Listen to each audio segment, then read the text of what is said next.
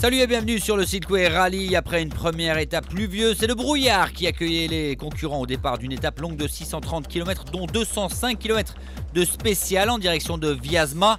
Oubliez les soucis de capot et donc de visibilité pour le tenant du titre, Carlos Sainz.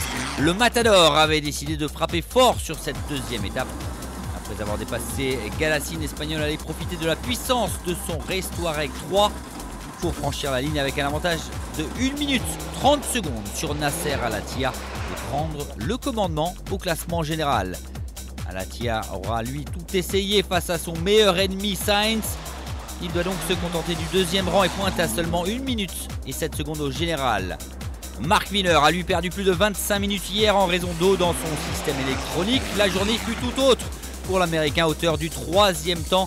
Miller remonte au 7e rang du général alors que le vainqueur de la veille, Ginil de Villiers, doit se contenter de la 4e position au terme de cette étape.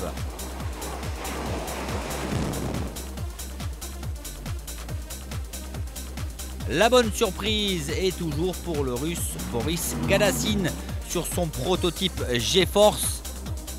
Il termine 5e de l'étape derrière le quatuor Volkswagen, mais reste 4e du général.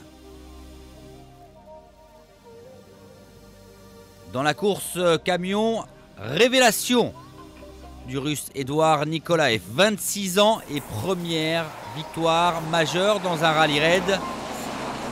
Nikolaev mène la meute des Kamaz.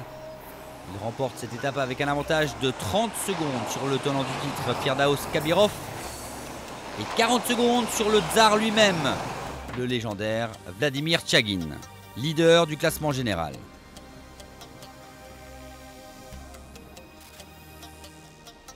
Une étape dominée par les Kamaz comme la veille.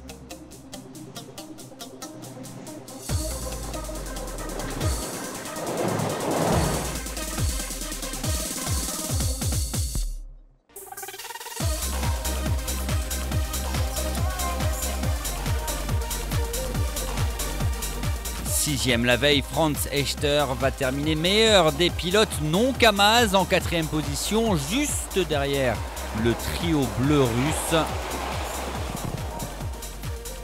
Alex Lopez, lui, continue à tester son tout nouveau Tatra. Il termine 5e de cette 2e spéciale du Silkway Rally.